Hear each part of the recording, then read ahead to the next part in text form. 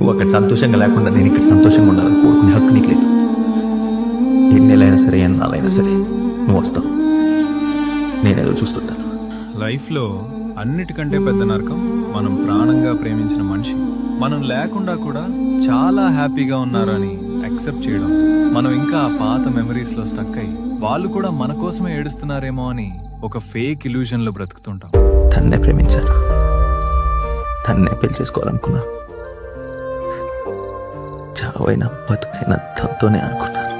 కానీ ఒకసారి రియాలిటీ చూసేసరికి వాళ్ళు మన పాస్ట్ ని పూర్తిగా మర్చిపోయి కొత్త ప్రపంచంలో చాలా ప్రశాంతంగా నవ్వుకుంటూ ఉంటారు. అక్కడ వాళ్ళు వాళ్ళ లైఫ్ ని బిల్డ్ చేసుకుంటుంటే మనం మాత్రం ఎప్పుడో అయిపోయిన ఒక పాస్ట్ కోసం మన ప్రెజెంట్ ని నాశనం చేసుకుంటున్నాం.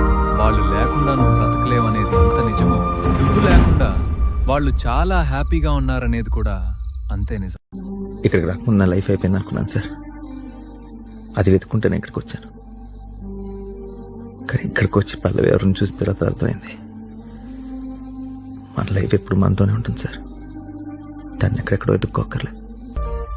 పల్లవిలాగా దాన్ని యాక్సెప్ట్ చేస్తే చాలు, లైఫ్ ఇంత బ్యూటిఫుల్గా తయారవుతుంది సార్. Accept it. ఈ బిటర్ ట్రూత్ ని యాక్సెప్ట్ చేయలేక పాస్ట్ లో స్టక్ అయిన నీ ఫ్రెండ్ కి ఇది సెండ్ చేసి మూవ్ ఆన్ అవ్వమని చెప్పు. లైఫ్ మనకి బోల్డ్ ఛాన్స్ ఇస్తుంది, మనం దానికి ఒక్క ఛాన్స్ ఇవ్వాలి. నేను ఇస్తాను సార్.